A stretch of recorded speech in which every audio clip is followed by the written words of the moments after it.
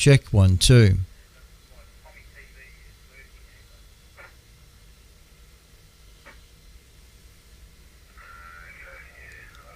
Alright, it's going to have to be.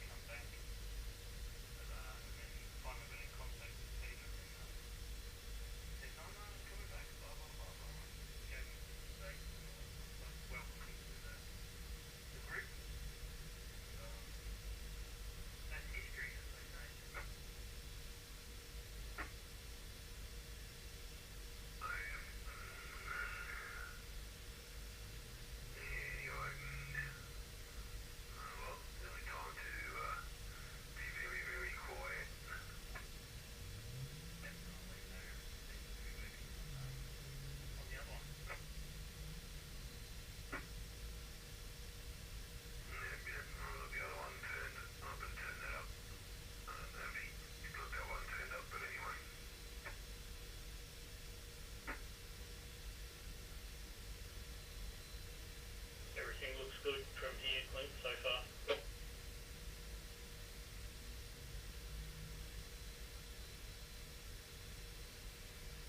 VK3, CSJ, VK3, BRS, all good, Clint. Better use my call sign.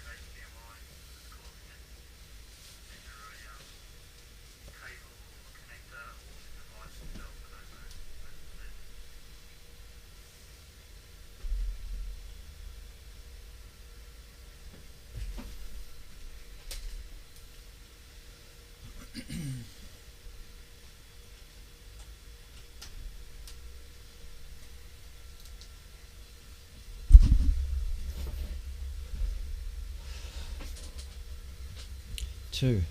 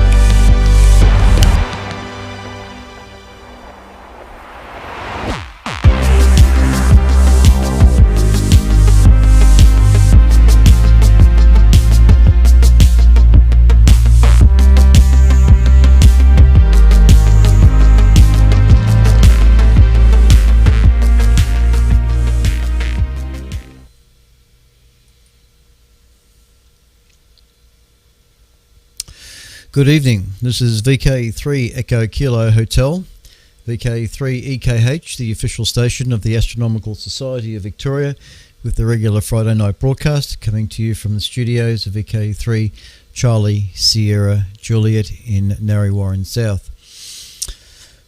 This is VK3 Echo Kilo Hotel, broadcasting on prime frequency of 3541 kHz in the 80 metre amateur radio band, and simulcasting on 160 metres on 1865 kHz amplitude modulation.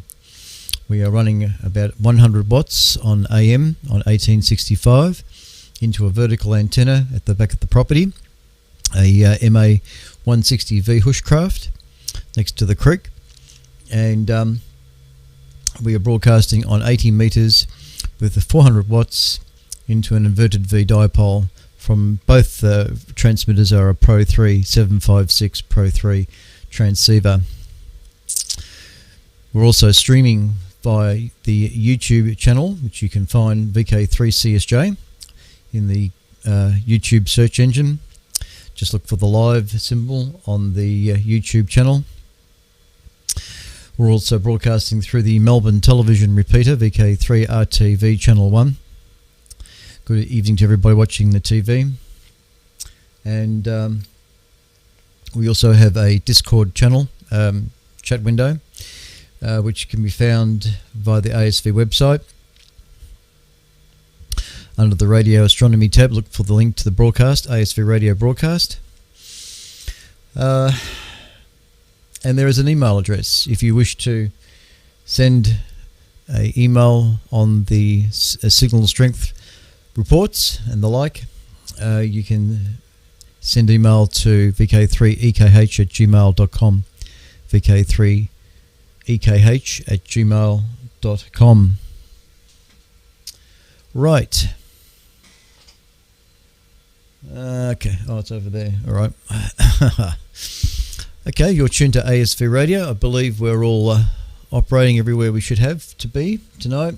Hopefully there won't be any issues. I suspect that I've got a latest solar report from Tamitha Scove from the Space Weather Woman, 8-minute report of the preceding week, last week, and I hope that comes across okay. There might be a few buttons I need to press to get that right.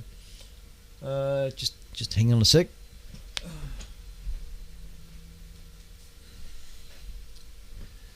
Alright, just getting my dialogue ready. Struth.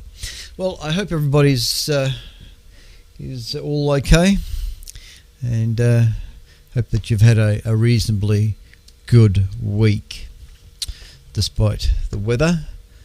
May your footy team win for what it's worth. Alright, 6 minutes past the hour. What a week it's been too, with the James Webb Telescope. Anyway, there'll be a couple of articles on that tonight. Righto. The Astronomical Society of Victoria, founded in 1922, comprises about 1,700 members throughout Victoria and Australia and overseas. Membership of the Society is open to all persons with an interest in astronomy. The Society's objectives are to encourage the study and practice of astronomy, and to disseminate the knowledge of the science, and to provide greater facilities for the study among its members. Monthly meetings are held on the second Wednesday of each month. The meetings start at 8 p.m. in the Mulliga Hall, National Herbarium in Burwood Avenue, Melbourne, not too far from the Melbourne Observatory, and located just across the road from the Shrine of Remembrance. Parking is available Burwood Avenue, Dallas Brooks Drive, and the surrounding streets. Admission is free and visitors are most welcome. Most monthly meetings these days are also being broadcasted on to the ASV's YouTube channel and or Facebook. Privileges of membership include the right to borrow books, periodicals and other publications from the Society's extensive library located at the Melbourne Observatory. Receipt of the ASV magazine Crux containing articles, news, observing notes and the like, and the free provision of the Astronomical Yearbook. Access is available to telescopes on members' nights held regularly at the Melbourne Observatory and after the monthly meetings, weather permitting. These instruments include the Society's 300mm equatorial reflector and a 300mm portable reflector.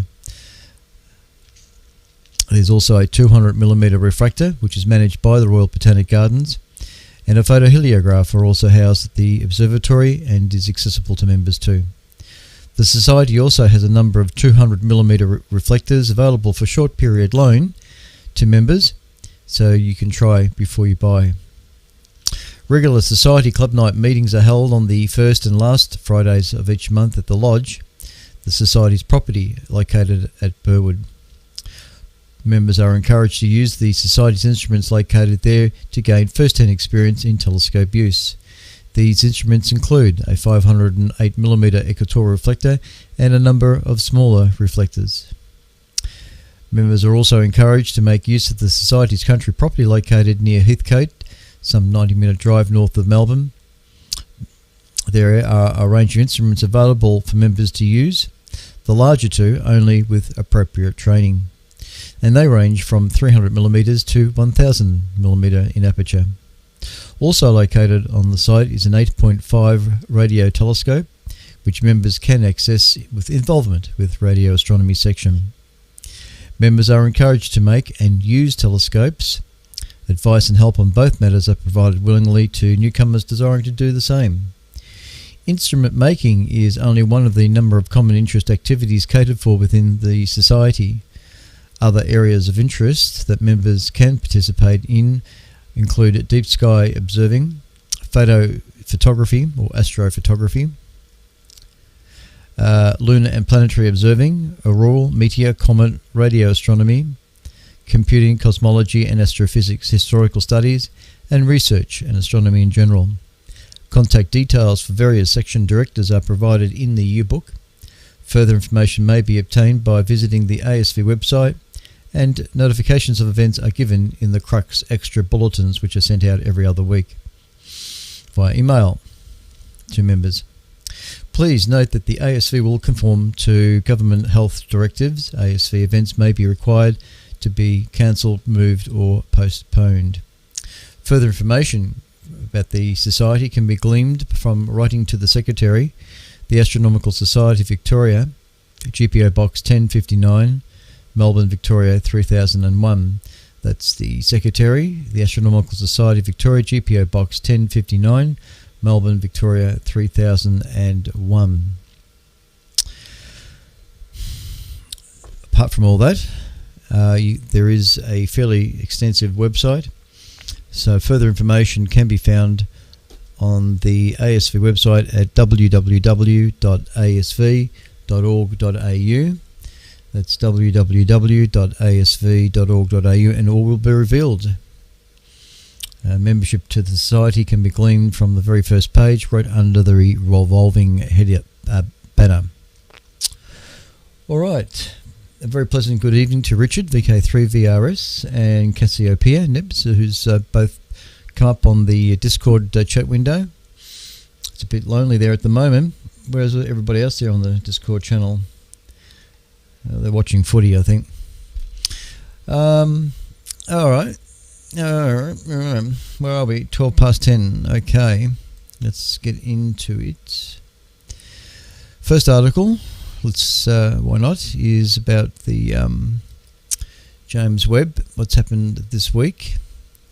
So there's a few pictures associated with this article. So, you're tuned to ASV Radio, VK3 Echo Kilo Hotel, the official station of the Astronomical Society of Victoria. Regular fortnight broadcast, 15th of July. Okay. An astronomer explains the stunning first images released by the James Webb Space Telescope. NASA released 5 new images from the James Webb Space Telescope revealing incredible details of ancient galaxies, stars, and the presence of water in the atmosphere of a distant planet. The James Webb Space Telescope team has released the first science quality images from the new telescope. In them are the old galaxies oldest galaxies ever seen by human eyes, evidence of water on a planet 1,000 light years away, and incredible details showing the birth and death of stars. Webb's purpose to explore origins of the universe, of the galaxies, of stars and of life, and the 5 images released on July 12 make good on that promise. One of the first images I shall bring up right now is this guy, and just checking there. Yep, okay. What we're seeing here, for those watching the ATV repeater and the YouTube channel, this cluster of galaxies are called Stefan's Quartet. Stefan's Quartet is a composite image produced from 2 cameras aboard the James Space Telescope. Once the suite of instruments on board all cooled down and were running smoothly, astronomers wasted no time in putting Webb to work. Each of the first images contains enough data to produce major scientific results on their own. And I'll just run the next image, which is the one that everybody pretty much saw earlier in the week. Webb was designed to collect light across the entire red to mid-infrared spectrum, wavelengths of light that are blocked by Earth's atmosphere, and with its giant mirror and sunshade blocking infrared emitted by the sun, Earth and the Moon, Webb can produce images of a sharpness never before achieved by any other telescope. The buzz among professional astronomers like the author has been electric since members of the Webb team shared tantalizing test images, and the real images are even better than anyone could have hoped for. During the presentation where the first images were released, Webb project scientist Jane Rigby remarked, "For Webb there is no blank sky. Everywhere it looks it sees distant galaxies. Most of those galaxies were invisible until now," such as the image you're seeing there on the screen right now. This photo on the screen right now shows gravitational lensing and many bright galaxies, but the smaller, fainter, less distant galaxies in this image are some of the oldest light ever detected by a human-made object. The first Webb image the world saw is of a galaxy cluster known to astronomers as SMACS, or SMACS 0723. It lies in the southern hemisphere sky and is 5.12 billion light years from Earth. The detail of the thousands of individual galaxies in the image is stunning. It is like the universe in high definition, and I encourage you to look at the full resolution image and zoom in to truly appreciate the details. In the article I'm reading from, there's a link to that full resolution image. I should have downloaded that one, or later. The large white galaxies in the middle of the image belong to the cluster and similar in age to the Sun and Earth. Surrounding and interspersed among the cluster galaxies are more distant galaxies, but stretched into spectacular arcs as seen through a magnifying glass. And that is exactly what is happening. The background galaxies are much farther from Earth, but appear magnified, as their light is bent toward Earth by the gravity of much closer cluster. In the background, you can see faint red galaxies scattered like rubies across the sky. Those galaxies are even farther away. By measuring precise attributes of their light, astronomers can tell that they formed over 13 billion years ago and even determine the abundance of different elements in these early galaxies. Different elements in these early galaxies. Webb is not only producing incredible sharp images, but it is doing so easily when compared to its predecessor, the Hubble Space Telescope, which was launched in 1990. As rig-equipped, the Hubble Extremely Deep Field took 2 weeks of exposure. Webb went deeper before breakfast. Once Webb carries out longer observations that allow it to collect more light from faint stars or galaxies, astronomers will be able to see some of the first stars and galaxies that formed right after the Big Bang. And there's a graphic here I shall bring up. Alright. The graphic on screen is atmospheric composition, and what the caption here says is that the James Webb Space Telescope is sensitive enough to not only detect light that passes through the atmospheres of distant planets, but to measure the strength of this light at different wavelengths, as shown in the diagram on the screen, which can suggest the presence of water or other molecules in an atmosphere. It's a little bit blurry. It's not a very sharp image, that one, but it kind of gives you an idea. So, understanding planets around other stars. The second reveal was not of an image but a spectrum, a breakdown of the strength of light of different wavelengths. Webb pointed its mirror at the exoplanet WASP 96b, a giant hot gas planet orbiting a star about 1,000 light years from Earth. As the planet passed in front of its parent star during the transit, a portion of the star's light was filtered through the planet's atmosphere and left a chemical fingerprint in the light's unique spectrum. The specifics of this fingerprint strongly suggest that there is water vapor, clouds and haze in the atmosphere of WASP 96b. As Webb moves on to observe smaller planets that could potentially harbour life, astronomers expect to detect the fingerprints of oxygen, nitrogen, ammonia and carbon in the form of methane and other hydrocarbons. The goal is to find biosignatures of life, that is, chemistry that would point toward the atmosphere of being modified by living organisms.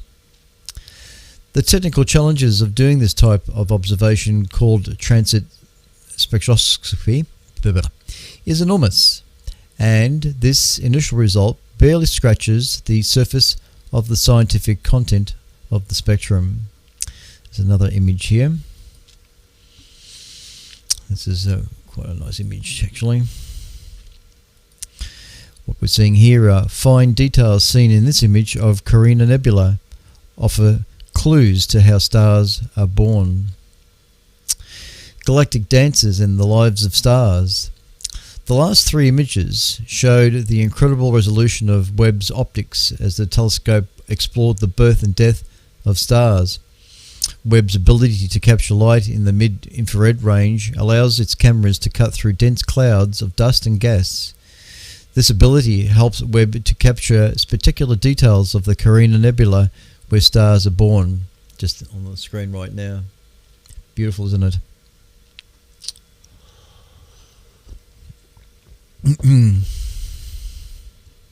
There's another image here.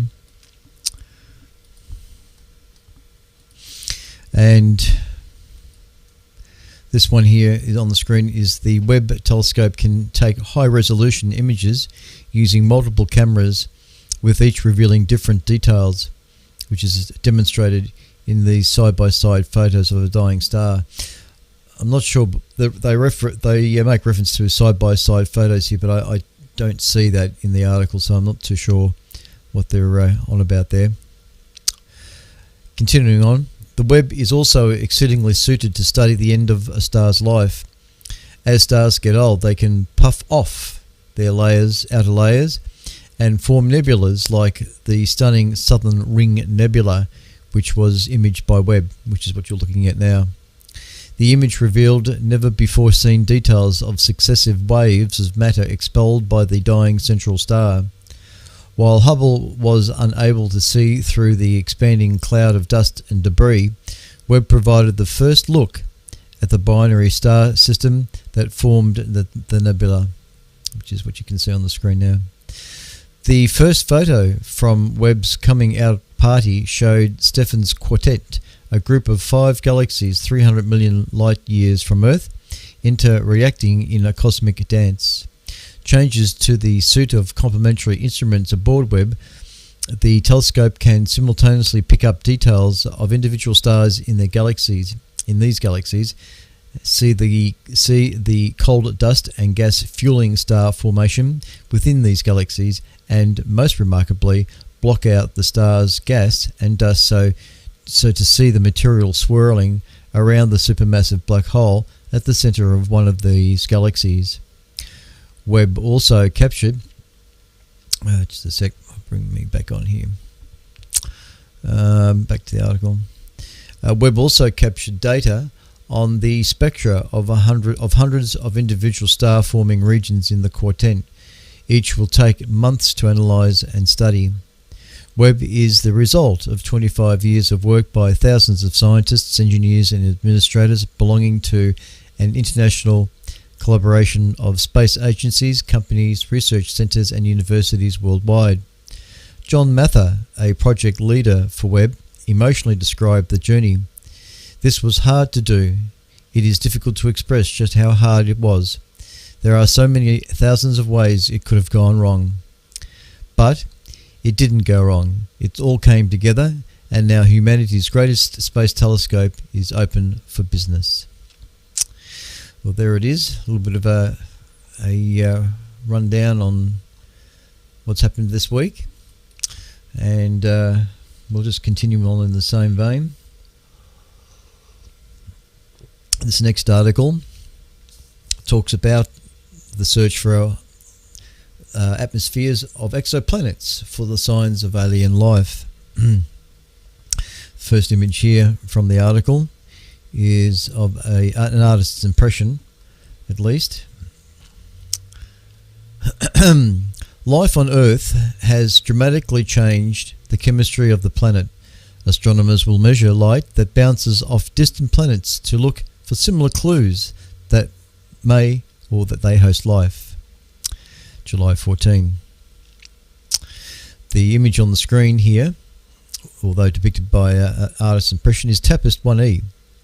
TRAPPIST, TRAPPIST, TRAPPIST 1e, and is a rocky exoplanet in the habitable zone of a star 40 light years from Earth, and may have water and clouds, depicted by the artist's impression you see on the screen there. Pretty amazing if it was like that. It did look like that. The ingredients for life are spread throughout the universe. While Earth is the only known place in the universe with life, detecting life beyond Earth is a major goal of modern astronomy and planetary science. We are 2 scientists who study exoplanets and astrobiology. Thanks in large part to the next generation telescopes like the James Webb, researchers like us, the authors here, will soon be able to measure the chemical makeup of atmospheres of planets around other stars. The hope is that one or more of these planets will have a chemical signature of life. And there's another image here. Just bring that up. What you're looking at there is there are many known exoplanets in habitable zones, orbits not too close to a star that the water boils off, but not so far that the planet is frozen solid, as marked in green for both of the Solar System and Kepler 186 star system, with its planets labelled B, C, D, E and F. Habitable exoplanets. Life might exist in the solar system where there is liquid water, like the subsurface aquifers on Mars or in the oceans of Jupiter, moon Europa. However, searching for life in these places is incredibly difficult, as they are hard to reach, and detecting life would require sending a probe to return physical samples. Many astronomers believe there's a good chance that life exists on planets orbiting other stars, and it's possible that's where life will first be found. Theoretical calculations suggest that there are around 300 million potentially habitable planets in the Milky Way galaxy alone, and several habitable Earth-sized planets within only 30 light-years of Earth. Essentially, humanity's galactic neighbours. So far, astronomers have discovered over 5,000 exoplanets, including hundreds of potentially habitable ones, using indirect methods that measure how a planet affects its nearby star. These measurements can give astronomers information on the mass and size of exoplanet, but not much else. And there's another graph here, a little graph to bring up. This graph you're seeing on the screen is every material absorbs a certain wavelength of light, as shown in this diagram depicting the wavelengths of light absorbed most easily by different types of chlorophyll. Looking for biosignatures. To detect life on a distant planet, astrobiologists will study starlight that has interacted with a planet's surface or atmosphere. If the atmosphere or surface was transformed by life, the light may carry a clue called a biosignature. For the first half of its existence, Earth sported an atmosphere without oxygen, even though it hosted simple single-celled life, full stop. Earth's biosignature was very faint during this early era. That changed abruptly 2.4 billion years ago when a new family of algae evolved. The algae used a process of photosynthesis that produced free oxygen that isn't chemically bonded to any other element. From that time on, Earth's oxygen-filled atmosphere has left a strong and easily detectable biosignature on light that passes through it. When light bounces off the surface of a material or passes through a gas, certain wavelengths of light are more likely to remain trapped in the gas or material surface than others. This selective trapping of wavelengths of light is why objects are different colours. Leaves are green because chlorophyll is particularly good at absorbing light in the red and blue wavelengths. As light hits a leaf, the red and blue wavelengths are absorbed, leaving mostly green light to bounce back to your eyes. The pattern of missing light is determined by the specific composition of the material that light interacts with. Because of this, astronomers can learn something about the composition of an exoplanet's atmosphere or surface by, in essence, measuring the specific colour of light that comes from a planet. This method can be used to recognize the presence of certain atmospheric gases that are associated with life, such as oxygen or methane. Because these gases leave very specific signatures in light, it could also be used to detect peculiar colors on the surface of the planet. On Earth, for example, the chlorophyll and other pigments plants and algae used for photosynthesis capture specific wavelengths of light. These pigments produce characteristic colors that can be detected by using a sensitive infrared camera. If you were to see this color reflecting off the surface of a distant planet, it would potentially signify the presence of chlorophyll. And there's a nice picture here of the James Webb Telescope as I read this article. And the image here has got a caption: the James Webb Space Telescope is the first telescope able to detect chemical signatures from exoplanets, but it is limited in its capabilities. It takes an incredibly powerful telescope to detect these subtle changes to the light coming from a potentially habitable exoplanet. For now, The only telescope capable of such a feat is the new James Webb Space Telescope. As it began science operations in July 2022, James Webb took a reading of the spectrum of the gas giant exoplanet WASP 96b. The spectrum showed the presence of water and clouds, but a planet as large and hot as WASP 96b is unlikely to host life. However, this early data shows that James Webb is capable of detecting faint chemical signatures in light coming from exoplanets. In the coming months, Webb is set to turn its mirrors toward TRAPPIST-1e, a potentially habitable Earth-sized planet a mere 39 light-years from Earth. Webb can now look for biosignatures by studying planets as they pass in front of their host stars and capturing starlight that filters through the planet's atmosphere.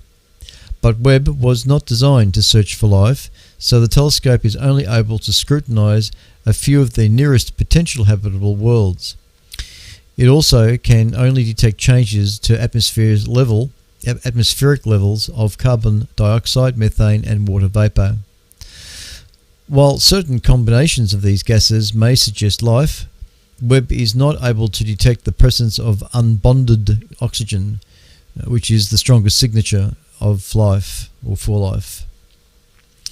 Leading concepts for future, even more powerful space telescopes include plans to block the bright light of a planet's host star to reveal starlight reflected back from the planet. This idea is similar to using your hand to block sunlight to better see something in the distance. Future space telescopes could use small internal masks or large external umbrella-like spacecraft to do this. Once the spacecraft is blocked, it becomes much easier to study light bouncing off a planet. There are also 3 enormous ground-based telescopes currently under construction that will be able to search for biosignatures: the Giant Magellan Telescope, the 30-metre telescope, and the European Extremely Large Telescope.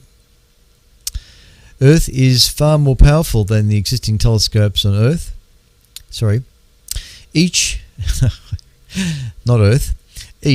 is far more powerful than the existing telescopes on Earth, and despite the handicap of Earth's atmosphere distorting starlight, these telescopes might be able to probe the atmosphere of the closest worlds for oxygen.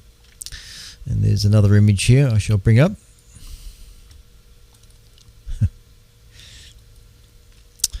Animals, including cows, produce methane, but so do many geologic processes. Is it biology or geology? Even using the most powerful telescopes of the coming decades, astrobiologists will only be able to detect strong biosignatures produced by worlds that have been completely transformed by life.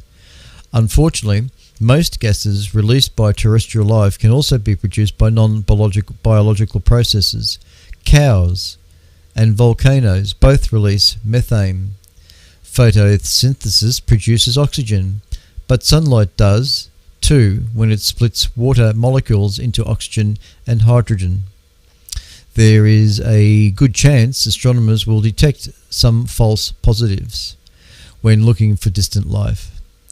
To help rule out false positives, astronomers will need to understand a planet of interest well enough to understand whether its geologic or atmospheric processes could mimic a biosignature.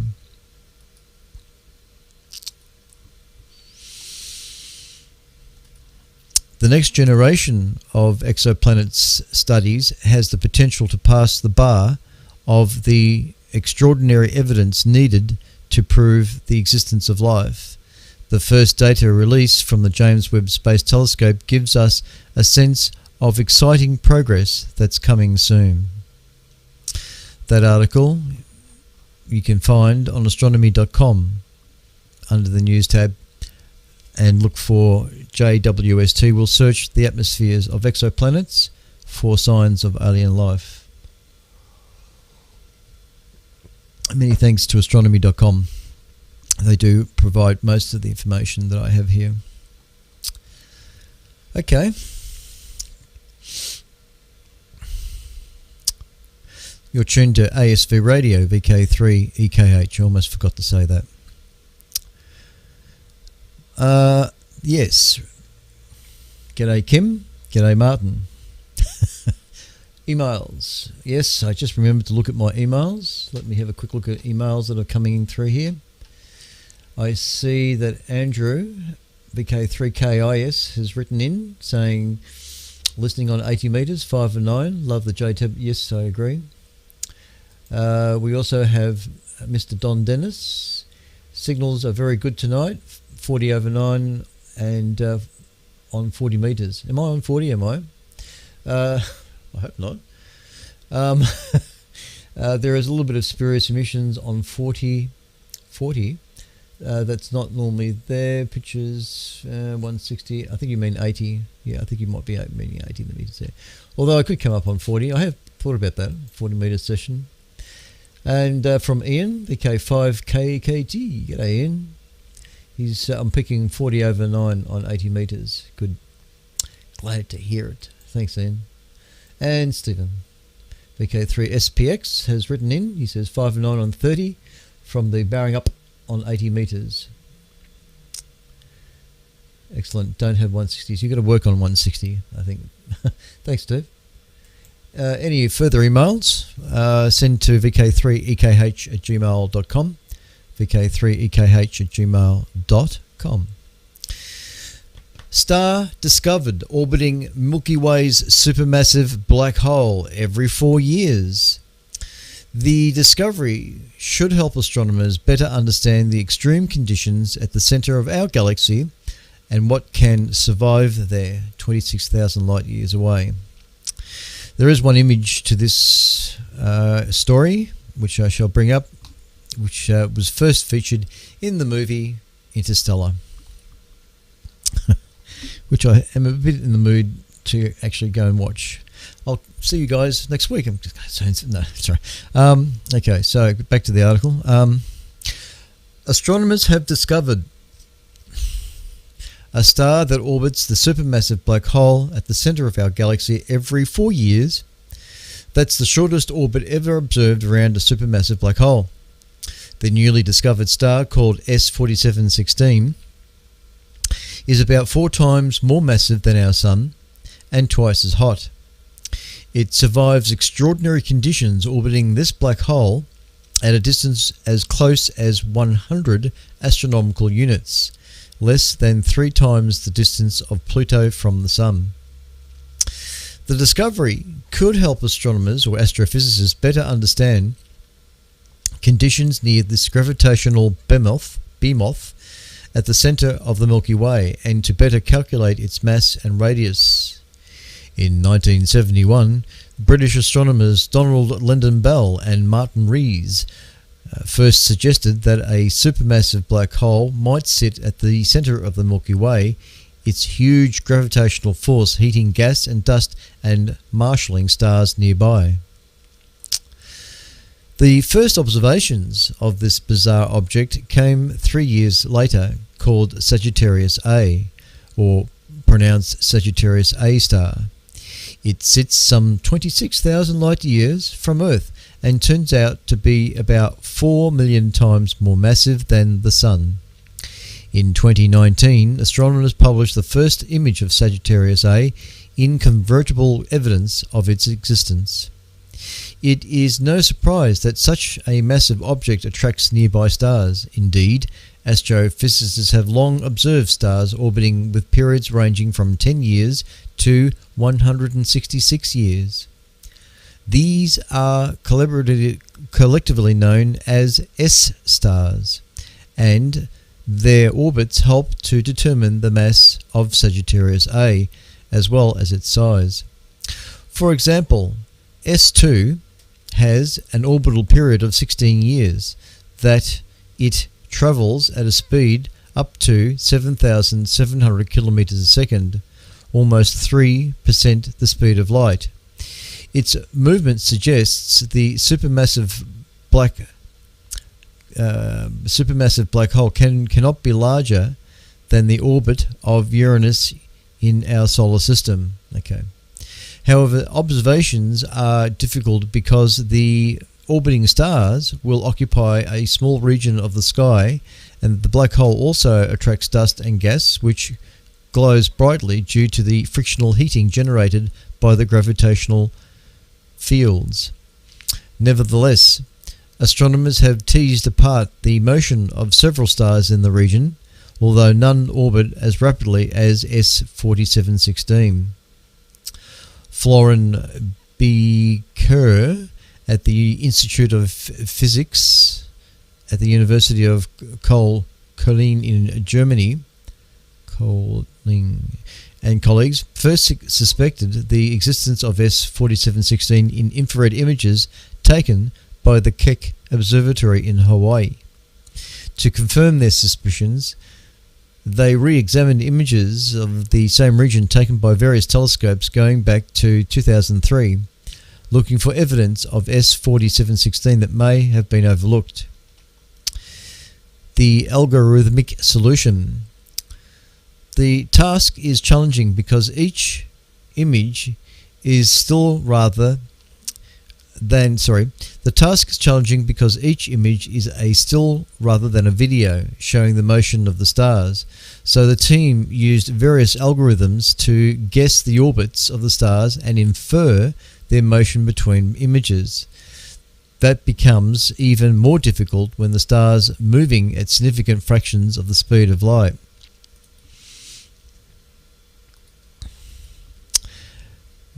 Just to finish the article.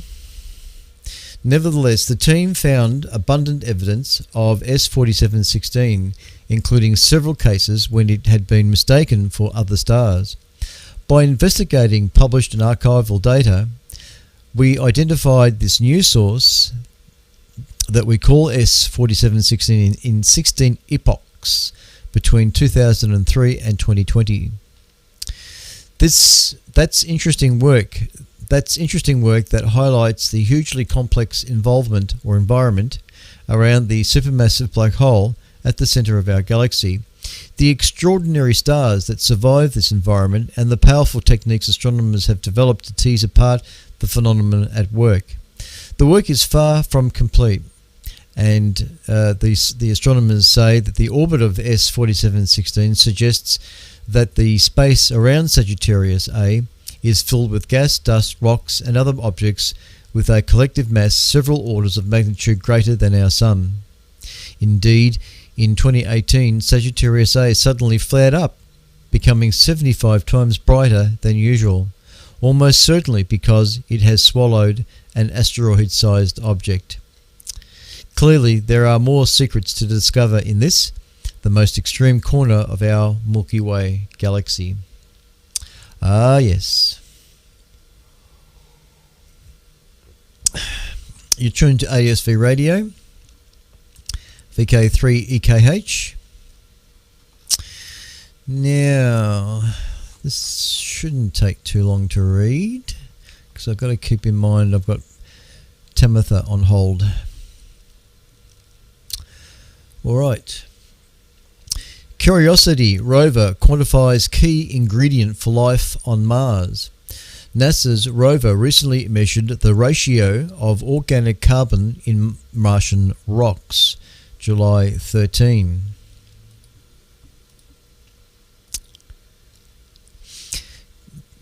First, let's get the most important question out of the way. No life has not been found on Mars. That being said, Curiosity has measured the total organic carbon present in rocks on the red planet for the first time. Before we delve into the results themselves, let's answer the obvious question: what is organic carbon? As its name suggests, organic carbon is a key molecule component for all known forms of life. Total organic carbon is one of the several measurements or indices that help us understand how much material is available as feedstock for prebiotic chemistry and potentially biology, said Jennifer Stern of NASA's Goddard Space Flight Center. In other words, the total organic carbon in an area can tell scientists how much raw material there was available to supply any potential life on Mars. On Mars, we found at least 200 to 273 parts per million of organic carbon, said Stern. This is comparable to, or even more, than the amount found in rocks in very low-life places on Earth, such as parts of the Atacama Desert in South America, and more than has been detected in Mars meteorites. It's a mixed result. This isn't the first time organic carbon has been found on Mars. Another curiosity result published earlier this year showed that several rock samples were rich in organic carbon, but the new result is the first time the total amount of organic carbon was measured on the red planet. To take the measurement, Curiosity drilled into the rocks at a geological formation named Yellowknife Bay in Grail Crater. The location was chosen as the rover's landing site because it was once the home to an ancient Martian lake. The rock themselves are mudstone, formed even very fine sediment settled at the bottom of a lake and was buried. They are an estimated 3.5 billion years old. Using the onboard sample analysis at Mars SAM instrument, Curiosity baked the rock. Then, by sprinkling in some oxygen, the organic carbon was converted into carbon dioxide, CO2. This resource-intensive experiment has only been performed once by Curiosity in nearly 10 years on Mars. But while organic carbon is the basis for all known forms of life, it isn't necessarily a smoking gun, as it could be delivered to Mars by non-biological means.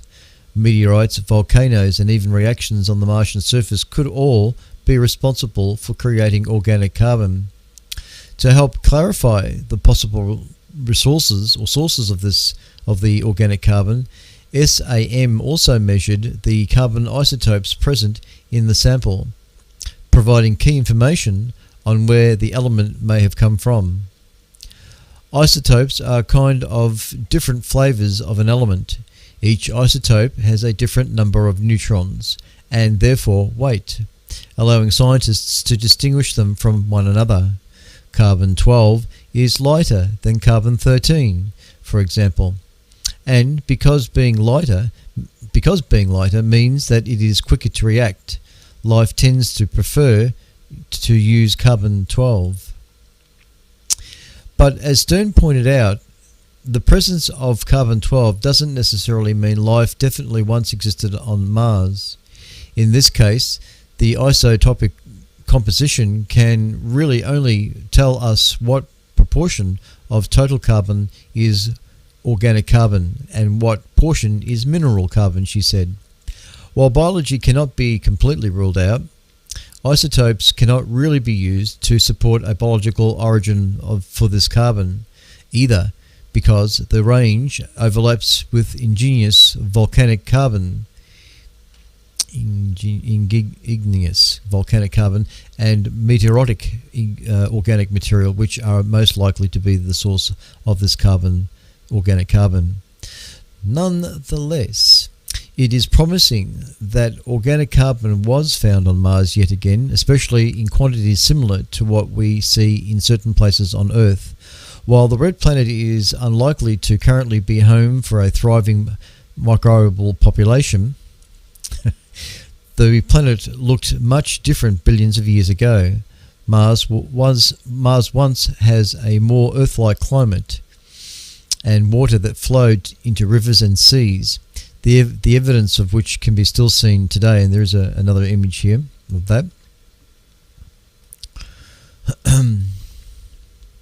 This photograph that's on the image on the screen right now, these are layered flaky rocks and thought to have been formed in a small ancient Martian pond. So, Curiosity has been exploring Grail Crater for nearly 10 years now, and in the past year the rover has entered a so-called transition zone where a rich a clay-rich region is giving way to one filled with sulfate and salty mineral. Originally explored as a way to deepen our understanding of Mars' watery past, the team is now finding this zone to also include a billion-year-old record of the red planet's shifting climate. Curiosity has tracked the streams that once flowed through the area, drying into trickles. We no longer see the lake deposits that we saw for years. Curiosity's project scientist at NASA's Jet Propulsion Laboratory, Ashwin, his name is, and says that instead we see lots of evidence of drier climates, like dry dunes that occasionally had streams running through them, and that's a big change from the lakes that persisted for perhaps millions of years before. And there's just one other image here showing that. In this image here, this was taken on May 2nd, 2022. Curiosity peered ahead to this sulfate-bearing region. The layers in these mountains recounts a history of Mars' changing climate. Soon, Curiosity will take its last rock sample from this zone, providing even more data on the rich mineral composition of ancient Mars. And perhaps it will add to the list of reasons why scientists think that Grail Crater may have once been a haven for life. Besides having water and organic carbon, the region was low in acidity, had chemical energy resources, and other elements needed for life like oxygen, nitrogen, and sulfur. As Stern explained, basically this location would have offered a habitable environment for life if it ever was present. You're tuned to ASV Radio, VK3 Echo Kilo Hotel, the official station of the Astronomical Society of Victoria, with the regular Friday night broadcast coming to you from the studios of VK3CSJ. All right, we're going to run a little bit over time tonight, but I do want to run Tamitha's section, so I'm just queuing her up. And let me see. I hope that this audio comes through straight away. So we'll just there might be a little bit of an issue, but we'll get through it very quickly, hopefully. We have a solar storm near miss and a mini radiation storm, all because big flare players are back in Earth view. Those stories and more in the news this week. This space weather forecast is sponsored in part by Millersville University. Come get certified in broadcast space weather. Visit millersville.edu/SWEN. Space weather this week is switching gears a little bit. We do still have the potential for solar storms, but now we're taking a look at big flare players that have entered center stage. As we take a look at the Earth-facing disk, you can see back on the 8th, pow, right there, that was a big M-class flare from region 3053. It also launched a solar storm, and then just a few moments later, pow, right there, that was region 3047 firing off yet another near M-class flare, and this region actually launched a radiation storm that we're still kind of dealing with the effects from right now, but things are beginning to calm down, and it looks like the risk for more radiation storms is at least relaxing, maybe for the next 2 or 3 days at least. But meanwhile, when we take a look at that solar storm that region 3053 launched, it is moving to the east of us. It doesn't look like it's going to hit Earth. It's going to be kind of a side swipe, so we doubt we're going to see all that much, but we could get more. The reason why is because we've got multiple big flare players, and that means we could get solar storm launches. Both region 3053 and 3055 are X flare players. NOAA's giving us about a 10% chance right now of X flares, and this could last easily over this next week. Now, as we switch to our far-sighted sun, this is stereo A, and it's looking at the sun just a little bit from the side. You can see both in the north and in the south, we've got lots of activity. There's been a lot more active regions that have been emerging. In fact, when you take a look back on the 8th or 9th, we've got a new region down in the south. This is going to be region 3056, and you can see it launch this massive solar storm on the 8th. And that region means that we could be definitely seeing big flares from it, as well as potential for more solar storms that could be Earth directed. Also in the north, we do have more activity, so this does mean that these big flare players and solar flux is going to continue to be boosted easily over this next week, and likely the chance for big flares is going to remain a possibility. Now, taking a closer look at that solar flare and radiation storm activity, we turn to our DRAP model that gives us a good idea of how our ionosphere is being impacted. And you can see those solar flares coming up as like these rainbow circles on Earth's day side. And these solar flares haven't been all that intense until the 8th, when pow, right there over the Pacific, we can see that near M26 or 2.6 flare. This actually even impacted radio propagation. You can see on our radio propagation map, clear up to 28 to 30 megahertz have been impacted for a short while before things kind of settled down. And then things were okay until the 9th, when wham, right there, we get that near M-class flare, and you can see that radiation storm at the high latitudes beginning to ramp up. Luckily, as we turn to our radio propagation map, we're not seeing any monster impacts, and this is likely because this radiation storm is only at elevated levels. We're below the S1 threat level threshold, so we're not in a full radiation storm, and that's going to allow radio propagation to continue, especially since we're seeing that solar flux rise. We're back well into the triple digits, sitting around 150 or so, and that gives radio propagation a chance to kind of ride out some of these smaller flares. Luckily, we still haven't seen any big M-class flares or even X-class flares, but it is definitely on the menu. So amateur radio operators and emergency responders expect to see a bit more noise on the bands, at least until that radio propagation or that radiation storm dies down. And then over the next few days, possibly even the week, you're going to be dealing with potential radio blackouts. Switching to our moon, we are passing through the second quarter phase on our way to a full moon, with the full moon being on the 13th. So you night sky watchers, if you want to catch those dim objects in the sky, you're going to have this bright companion once again, so you're going to need to check your local rise and set times. Switching to our solar storm conditions and aurora possibilities over the coming week, we do have that solar storm that's going east of Earth. It could give us a little bit of a glancing blow around the 11th or 12th, but believe it or not, that is not what is driving this forecast. In actuality, NOAA is playing it a bit safe because we did have that coronal hole that launched that solar storm, that stealthy solar storm, and then began to close up. Well, that coronal hole is pretty much closed. However, NOAA is still forecasting us, just in case, that with that coronal hole being open, that we're going to get some fast solar wind, and it will maximize in and around the 13th. And it's likely an overblown forecast, but NOAA is expecting major storm conditions up to about 70% chance of a major storm at high latitudes. And at mid latitudes, we're expecting unsettled conditions, possibly active conditions, and NOAA is giving us about a 30% chance of a minor storm. Again, this is with that coronal hole still being open before it kind of closed down once it launched that solar storm and actually had a couple new active regions kind of emerge almost in the middle of it. So expect that this is a bit surprising and maybe a little bit strong.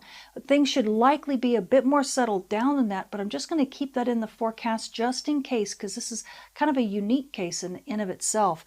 But aurora photographers, you know, if you're at high latitudes, it might be worth a go. Mid latitude, well, I seriously doubt it, but you know, you never know. So I thought I'd just put it in there and just stay vigilant, because if aurora comes, you always have to be on your toes. Switching to our solar flare and particle radiation storm outlook over the coming week, we do have quite a few active regions on the Earth-facing disk, including some big flare players, mainly regions 3053, 3055, and now region 3056 has joined the fray. We do have big flares that are occurring, and radio blackouts are definitely on the menu. NOAA is giving us up to about a 50% chance of M-class flares, with up to even a 10% chance of X-class flares over the next few days, and this will likely continue in through the week. So you GPS users, especially on Earth's day side and near dawn and dusk, stay vigilant, because radio blackouts could give you some real issues when it comes to GPS reception.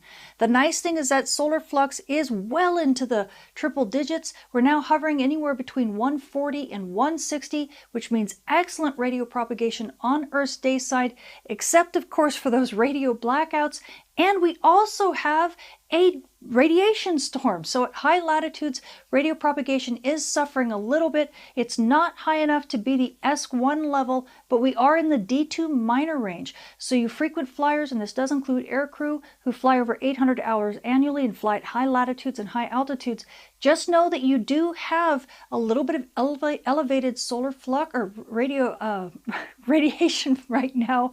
So please take this into consideration in your flight plans, and it should be calming down over the next couple days, and by midweek, things should be back into the D1 normal range.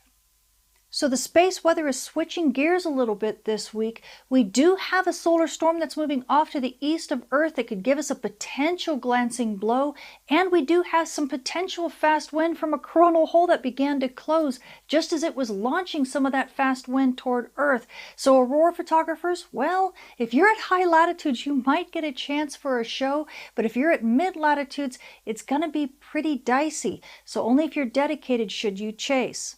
Now, amateur radio operators and emergency responders, well, we have a lot of big flare players on the Earth-facing disk this week, and that means radio blackouts are definitely on the menu. The nice thing is that we also have solar flux jumping up well into the triple digits, and that gives you a little bit of robust, ability to not get knocked out by those radio blackouts. But that's kind of a problem when we also have a radiation storm that's waning, and that's going to give us some trouble over the next couple days. So if you're a radio amateur, yeah, we've got good propagation, but it's going to be a bit noisy. So just hang in there and things should improve over the next couple days. And now you GPS users, well, things aren't so great for you right now. We do have that solar flux that's boosted, and that doesn't help you if you're getting GPS reception at low latitudes, especially anywhere near dawn or near dusk. And then we have that radiation storm that's hitting both the north and the south polar regions, and that doesn't help GPS reception when you're anywhere near the poles. So just deal with it for a little bit. Things should get a little bit better. And of course, we've got the radio blackouts, which cause issues for you on Earth's day side. So if you're GPS user, please stay vigilant and know things will get better over the next few days. I'm Tamitha Skov, the Space Weather Woman. Thank you for watching.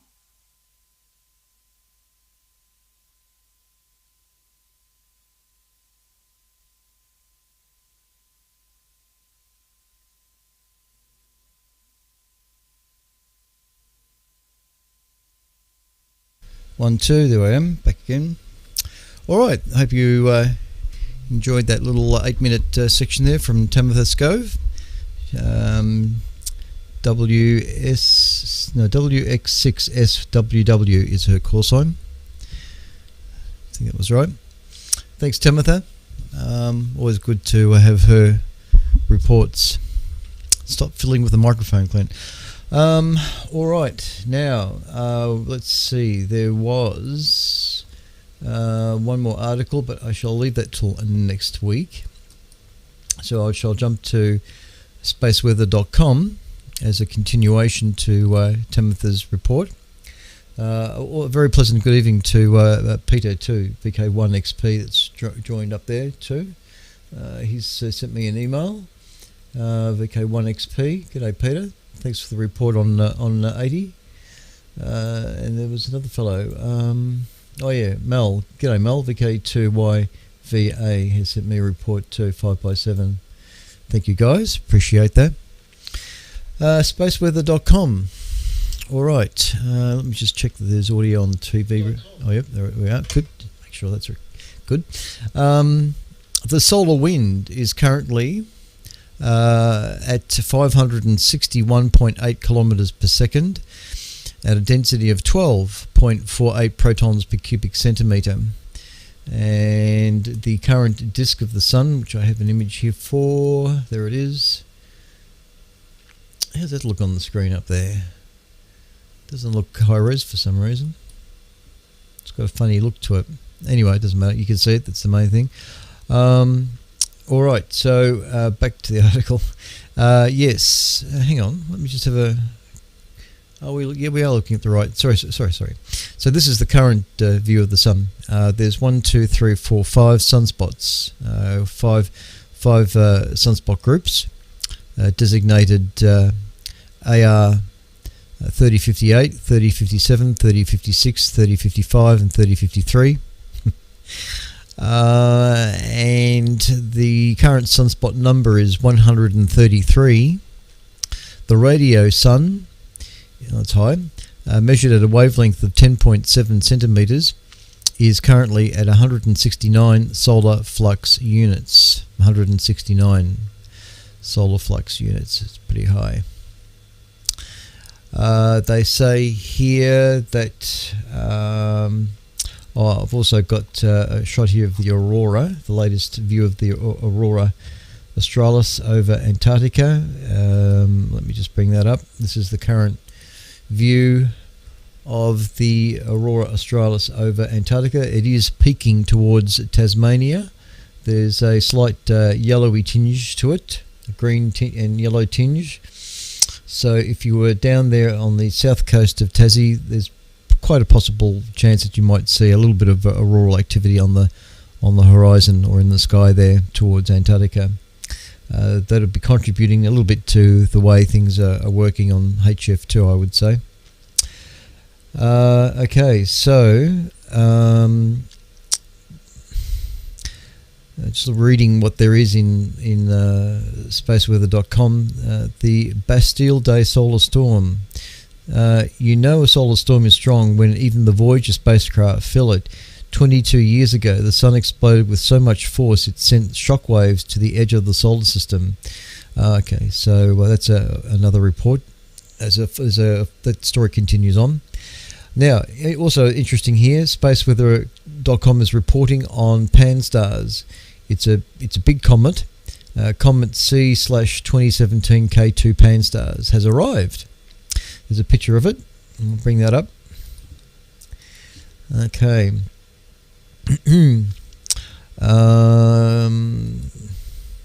So Comet K2 and the Globular Cluster. Big Comet C/2017 K2 Pan-STARRS has arrived. Yesterday, it made its closest approach to Earth, and tonight it is passing by Globular Cluster M10. And this was photographed by Grazinio Ventari from Bellagio in Italy. Photographed through an 8-inch telescope. Both the comet and star cluster are easy targets for backyard optics. M10 is magnitude plus 6.C and Comet K2 is currently magnitude 8. They are a good match, requiring only modest exposure times. At closest approach on July 15, the pair will be less than 0.5 degrees apart. If you have a go-to telescope, tell it to slew to M10, Messier 10, and you'll find the comet as well. They are in constellations of Orpheus, high in the midnight sky. So that's the comet there in that image. You've got the globular cluster at the bottom, M10, and just to the top is a little fuzzy looking ball of light, and that's the comet Pan-STARRS. So look out for that in the southern sky. I suspect you'll be able to see it. If you can find where M10 is, you'll see the comet. All right. Having said all that, let me just check the other details I usually go to. On July 15, 2022, there were 2,279 potentially hazardous asteroids. So that's 2,279 disaster movies that could be made.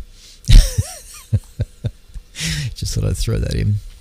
All right, I think we'll leave it at that for the moment. Oh, no, I might just mention one thing too. Whilst looking around on YouTube throughout the week, I came across a very old bit of video. It's called The Violent Universe. It was done in 1969. It has Carl Sagan and Robert McNeil in it, and a host of others. It's a... let's see. It's a five-part series. A five-part series that was produced back in mid-1969, a bit before the Apollo 11 launched itself. And you've got an introduction of Carl Sagan. Now, I think we've all got a pretty good idea of what Carl Sagan looks like, particularly from the Cosmos series he did. But this is a young Carl Sagan. It really is quite interesting to watch this young bloke talking to you about astronomy. You can see that he's got it. From day one, he had the gift of being able to tell you about the stars and astronomy, and I just always loved and enjoyed listening to Carl Sagan. He just had that ability to talk, which is what made him popular as a scientist. Anyway, all I'm saying is go onto YouTube and search for The Violent Universe. Now, like I say, it's a 5-part series. So what this person has done on this website, on the YouTube channel, is simply joined all the 5 episodes together. So in total, it goes for 2 hours and 27 minutes. 2 hours and 27 minutes. So you can sit back and enjoy some of what we knew about astronomy in those days, and there's some absolutely exceptional footage, but it's a black and white. It's a bit blurry, but it adds, and it's worth catching up with if you've got 2 hours and 27 minutes to spare. You can always come back to it. You don't have to watch it, sit through it. The Violent Universe, it's called. Carl Sagan and Robert McNeil. I would recommend that. Enough of that. This is VK3 Echo Kilo Hotel, the official station of the Astronomical Society of Victoria, with the regular Friday night broadcast. We now conclude our transmissions on the medium wave service on 1865 kilohertz.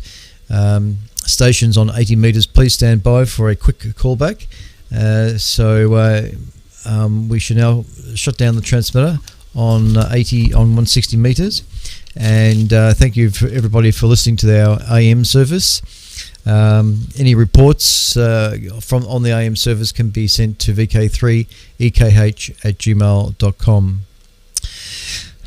Standby stations on 80. This is VK3EKH on behalf of the Astronomical Society of Victoria. We shall conclude. Stand by for 400 hertz tone, which might occur really. Anyway, cheers everybody. Thank you for listening on 1865. Standby stations on 80 meters. Alright, so that's 160 down. And now, providing everything else is going to work okay for me here, we shall... Oops, hang on, bring back the camera. I'm still stuck on the picture here. Let me just change the view of the angle. There it is. We're now back live on the screen. So, let me just get a clean paper here. Oh my god. I think I've run out of paper. Oh no, that'll do. Alright. This is VK3EKH, listening on 3541 kHz for any stations wishing to join in. VK3JR, VK3 Bad Tempered Victoria. Okay, there's a few stations that doubled there. We've got VK3JR, VK3 Bad Tempered Victorian. Anybody else?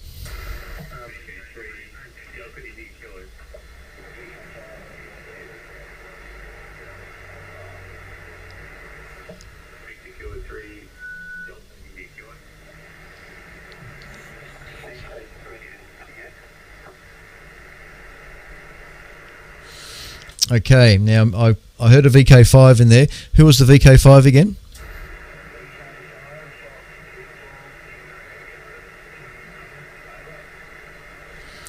Okay, we got you there, Kim. VK5 FUSE. And now, so there was a station between HDX and VK5 FUSE I missed. So I've got VK3JR, VK3BTV, VK3HDX. There was a VK3 in there somewhere. VK5 FUSC, VK3, is it DIK, VK3 SPX. Who was the other VK3?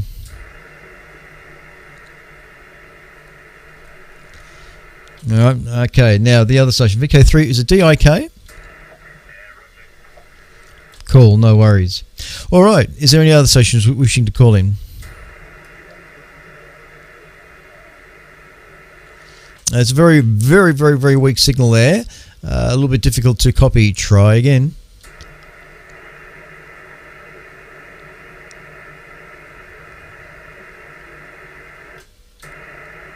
Yeah, not really picking you up very well, I'm afraid. We'll come back to you. Hopefully 80 metres might open up a little bit. Okay, across to Frank, VK3 Juliet Radio, VK3 EKH. VK3 EKH, VK3 JR. Good evening, Clint. Good evening, everyone. Great broadcast, thank you. I didn't catch all of it, but I've got it on record. Most interesting. Forward love Tabitha, of course, would get quite caught up by her enthusiasm and knowledge. The stuff that she puts over is very helpful. Otherwise, the James Webb is, of course, the news of the day. It's amazing stuff. Absolutely amazing. I think we're in for a great time. Okay, thanks for doing it, Clint, and we will report again next week. There'll be transmission later on 160. VK3 EKH, VK3 JR. VK3JR, VK3 EKH. Yes, thanks, Frank. You're coming through very, very strong here tonight. A good 20 over 9, so not too bad at all. And I'll be monitoring 1865 in a short while. G'day to Steve, if he's Mr. Essold, if he's listening there in the background or watching, perhaps. Anyway, thanks, Frank. And this is just the beginning.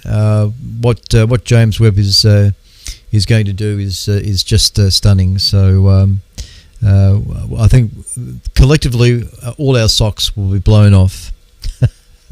Thanks, Frank. VK3 BTV, good to hear. Karen, VK3 EKH. VK3 EKH, VK3 BTV. It's been a long time between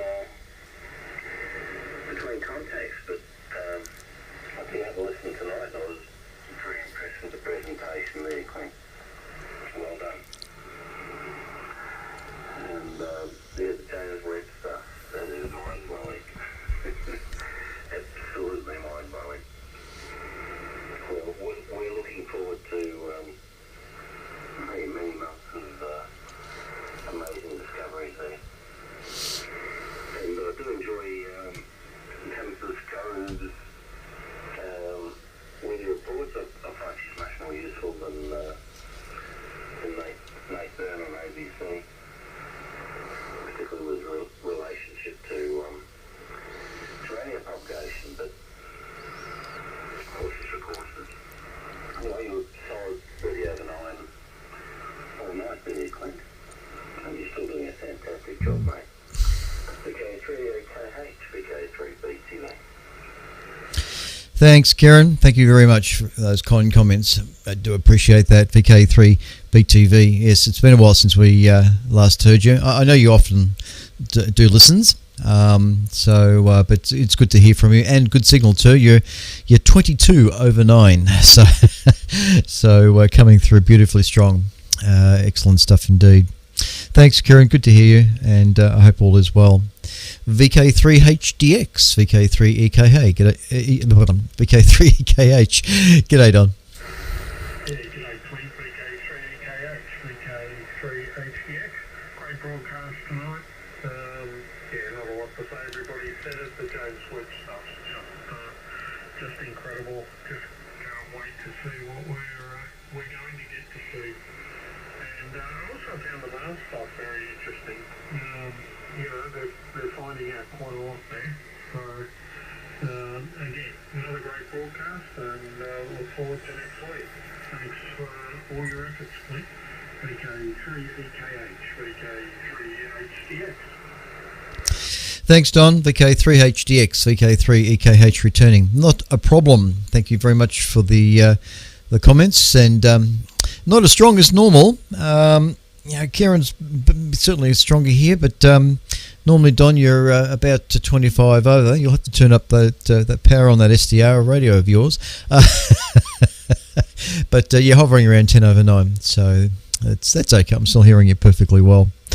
Not a problem. We are coming up, I think it's towards the end of August. I can't remember the date exactly. I'll let you all know, but there is the ATV repeater is we're having the annual ATV QSO party.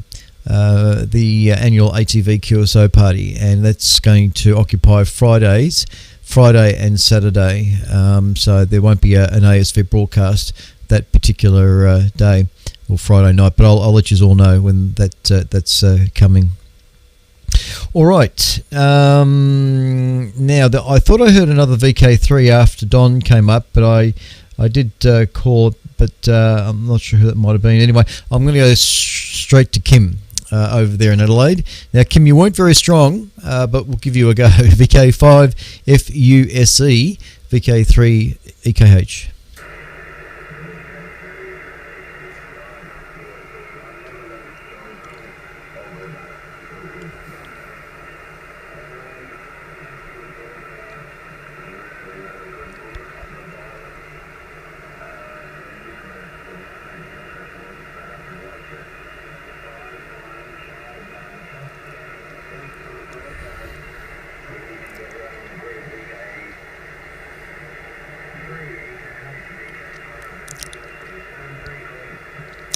Yeah, thanks, Kim. VK5 FUSE. You're just on the noise there.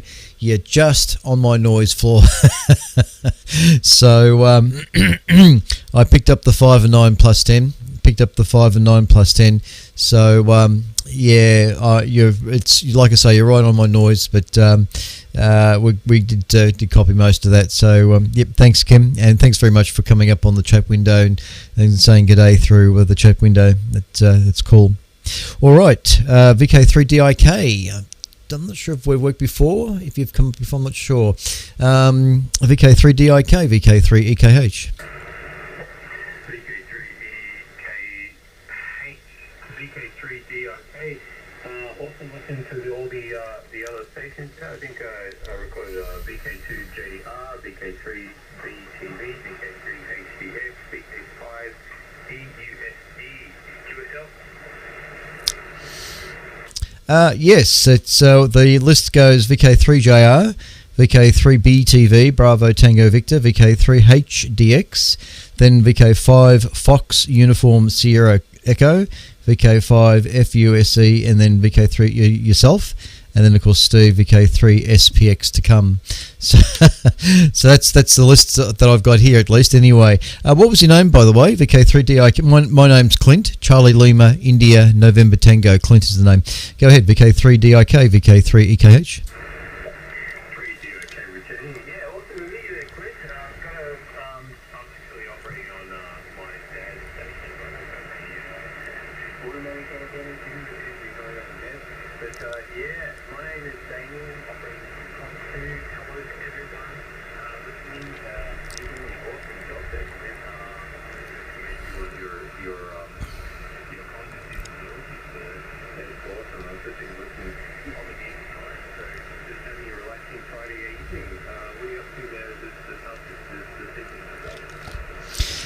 Can you just repeat your name? I know you said it, but I didn't. Your signal sort of dived into the noise just as you said it. It's always the way on 80 meters. What was your name again?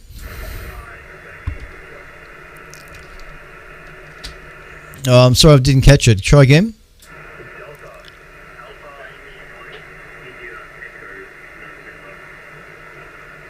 Damien. Is it Damien?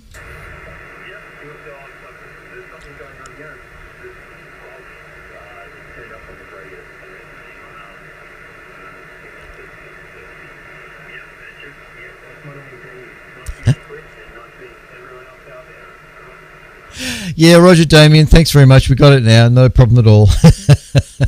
Yeah, thanks, Damien. Good to catch up with you for the first time. Thanks very much for calling in to the callback. And yeah, you said your signal's a little bit up and down, just a little bit up and down, a bit of QSB on it, but it's just sort of hovering above my noise floor here at the moment. So just a bit tricky to get you. But the home call sign's VK3CSJ.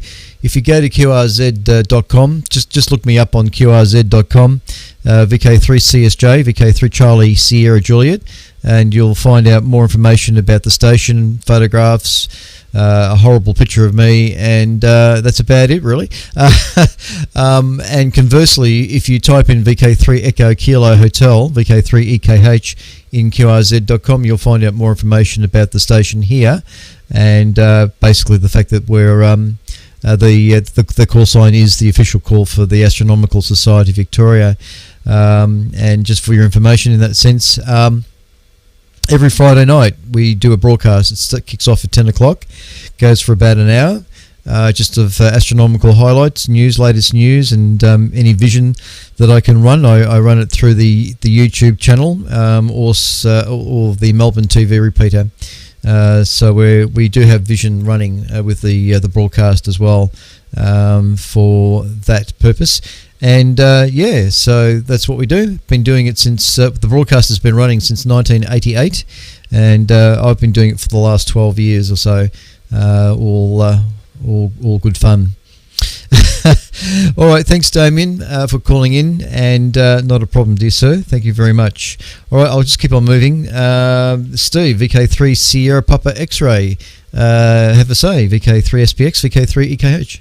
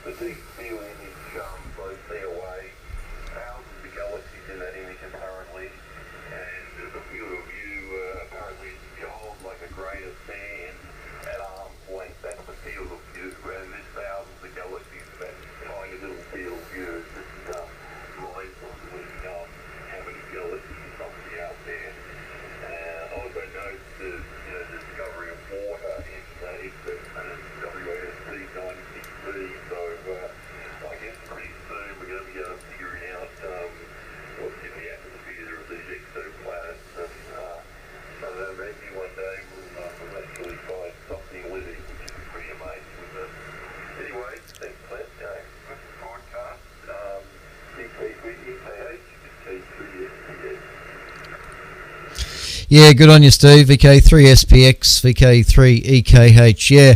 Oh, look, I totally agree. I've actually brought that image back up on the YouTube channel and on TV repeater, and I've zoomed in. I've used the vMix to actually zoom in on the picture. And like I said in the article, the first article I read, there is a high resolution image available. There is a much higher resolution. I haven't seen it, but in fact, I'll go investigating it a little later. But there is a high resolution image available, which means that you can zoom in literally on a lot of the fainter objects there. So it really is quite amazing stuff. There's no doubt about it. All right, thanks, Steve. Is there anybody else wishing to call in tonight? VK3 EKH listening. I think that was Martin, VK7JAH, VK3 EKH. Go ahead.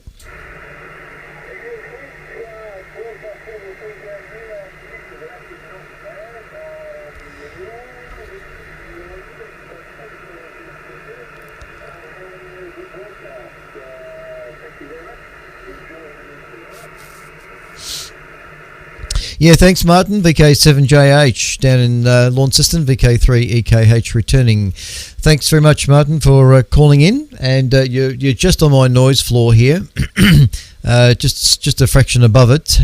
So I always think you should do better. I don't know, I'm not sure why, but anyway, it's all right. It doesn't matter. But thanks, Martin, for calling in, and thanks for the comments too. It's why I keep on doing it, I suppose. All right. So everybody that's come up on the chat window, there wasn't much on the chat window this evening. Richard, VK3 VRS, Cassiopeia or Nebs, Martin, VK7JH, who's just called in, Kim, VK5 FUSE was there twice, and that is about it. Not much on the chat window. Like I say, they must have been watching that St Kilda match. And thanks to Peter and to Mel, VK2YVA for your email, and VK1XP. Thanks, Peter.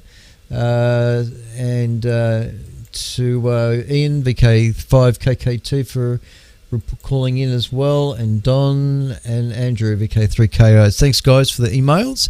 Really do appreciate that. On that note, we shall close the station down for tonight, and thank everybody for calling in tonight. I really do appreciate it. We'll be back again next Friday to do it all again, and hopefully there'll be some more exciting pictures coming in from the James Webb Telescope.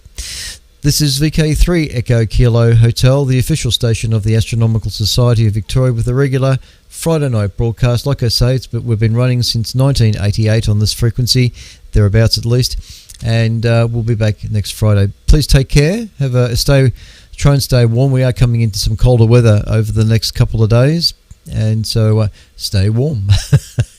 This is VK3 EKH concluding transmissions on 3541 kilohertz. Bye, everyone.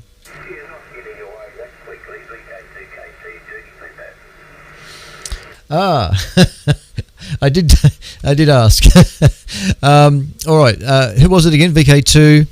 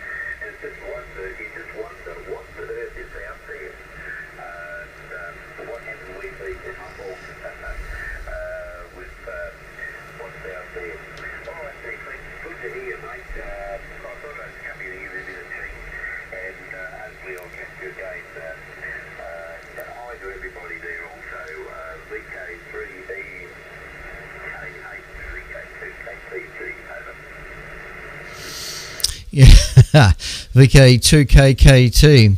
KT. Oh, Struth. Now I've got it mixed up. It's Kilo Tango Tango, isn't it?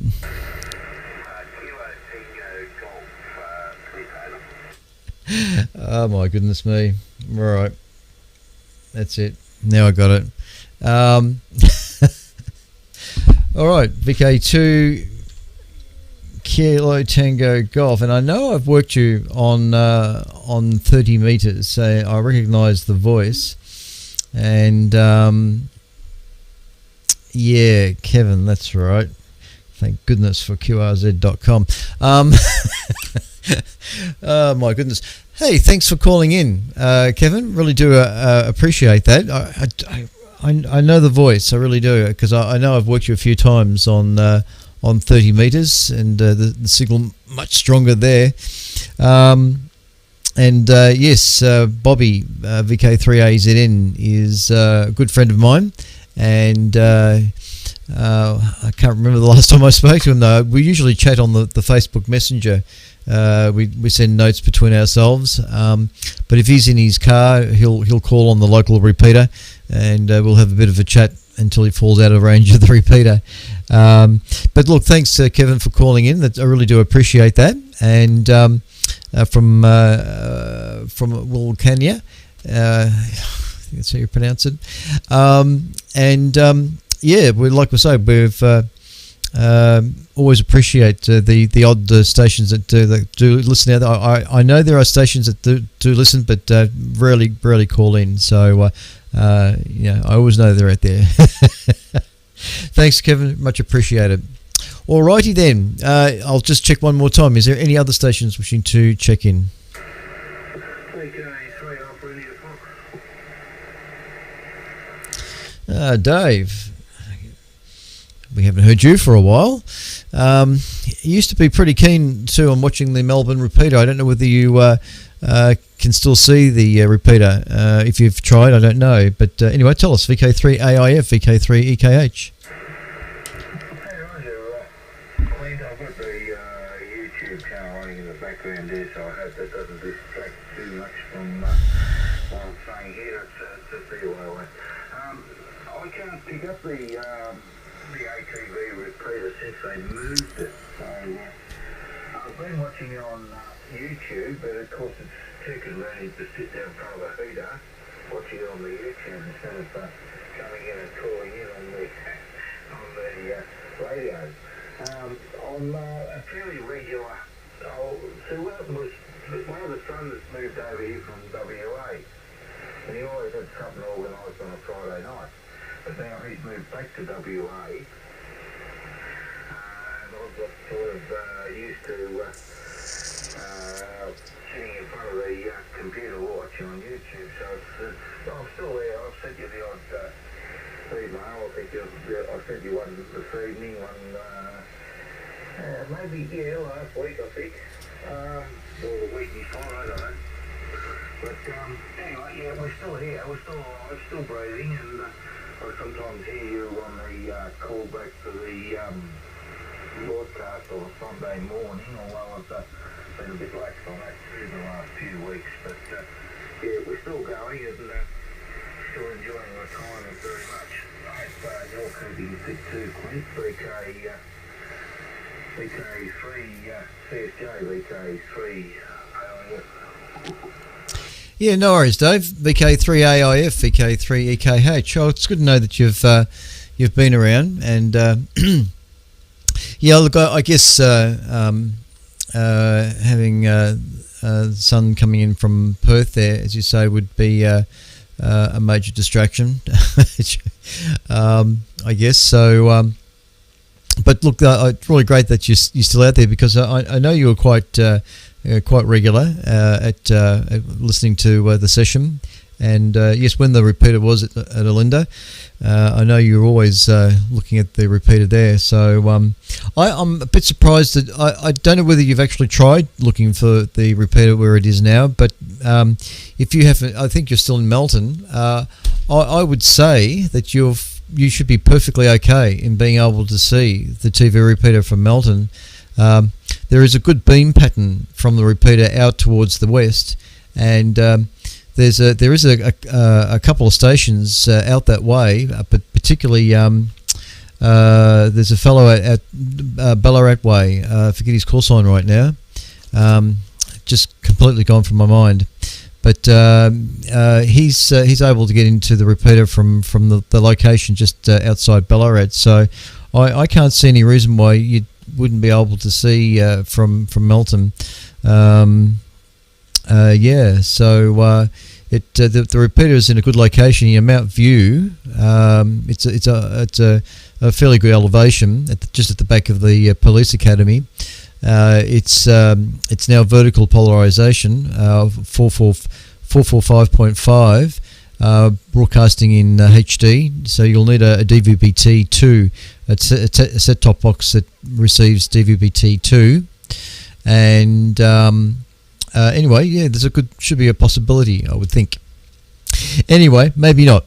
Maybe not. Maybe you've done all the checks and balances, and for some reason you're just not getting it, which is a bit of a shame. All right, never mind. But thanks for calling in, Dave. Really great to hear you, and and that you often listen to the WI broadcast I also run on Sunday mornings. So fantastic stuff indeed. I'll pop it back to you just briefly there. VK3 AIF, VK3 EKH. Clint, I hadn't realised that it's gone to vertical polarisation. That may well be my problem.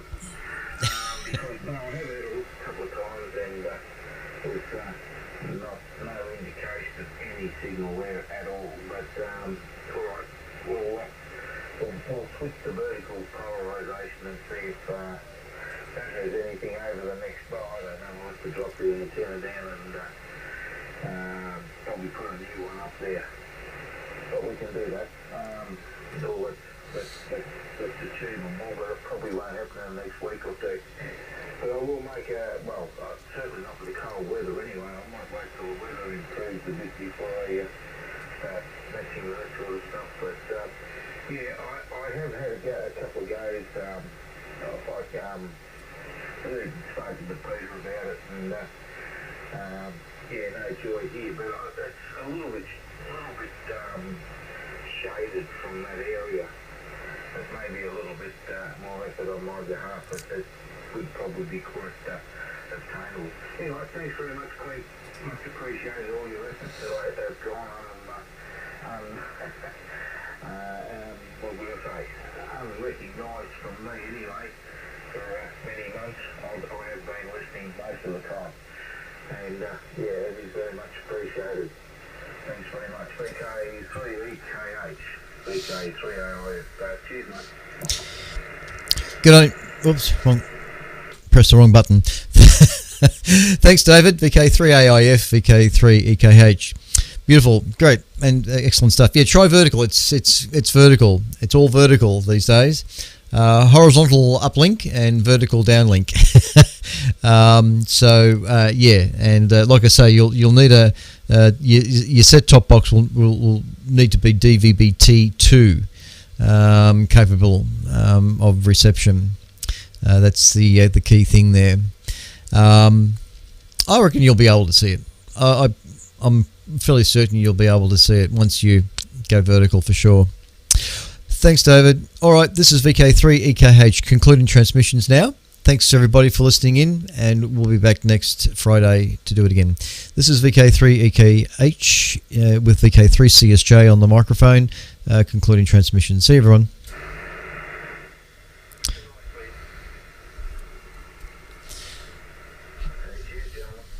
All right.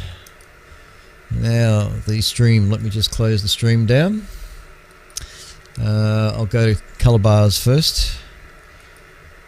So thanks everybody for watching the YouTube stream,